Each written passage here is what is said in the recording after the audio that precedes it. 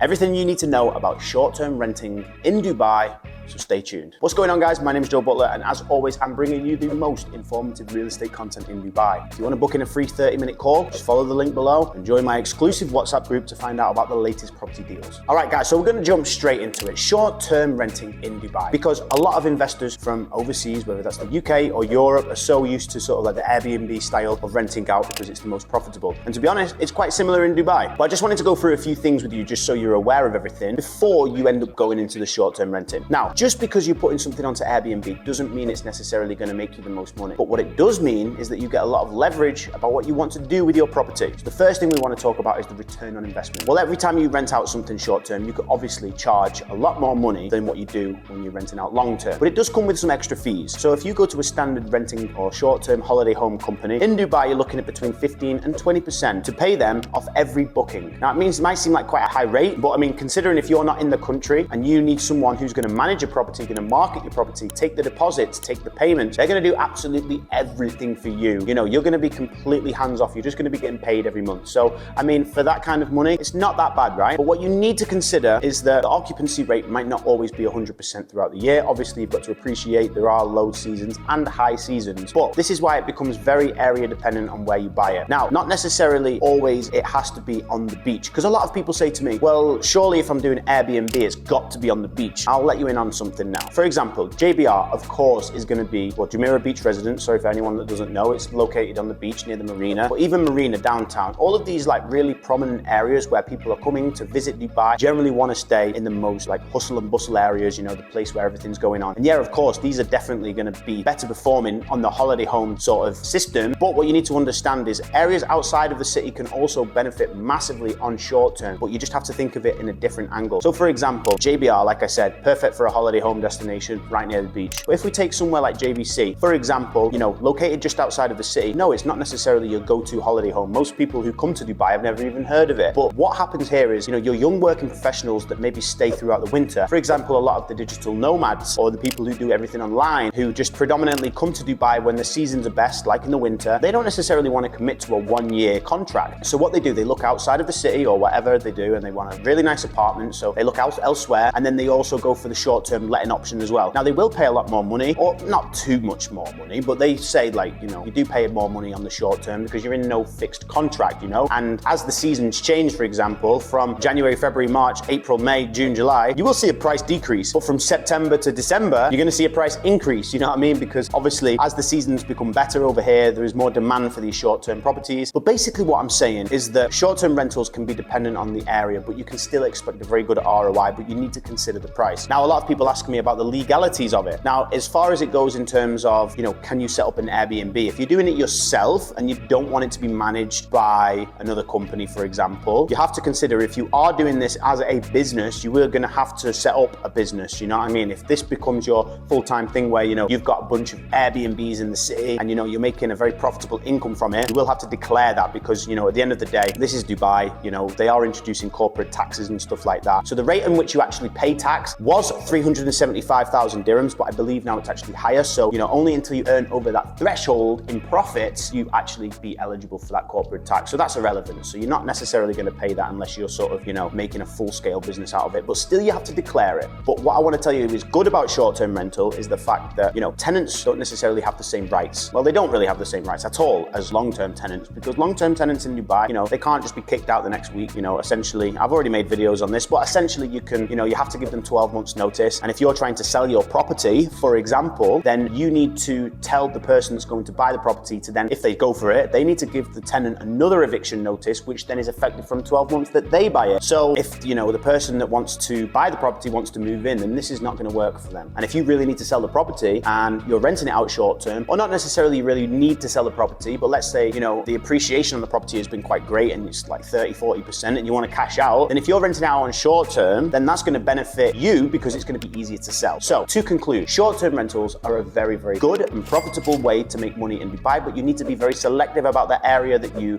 are purchasing the property. And just because it's outside of the city, not necessarily downtown, Business Bay, JBR, Marina, it can still do very well on short-term, but just in a different way, as like it's more like professionals renting it out short-term, not necessarily families who are going on holiday. So yeah, what I'm saying is if you are considering buying a property and renting it out short-term, then I can strongly advise that you reach out to me and I'll be able to tell you if the property should be rented out. I can do very good market analysis with our company that we use, and they can give me reports on similar properties in the area, so I can tell you exactly what the occupancy rate is of that area so that you don't make a bad decision and end up not making that much money over the year. All right, so I hope you took something away from this video, and I'll see you in the next one.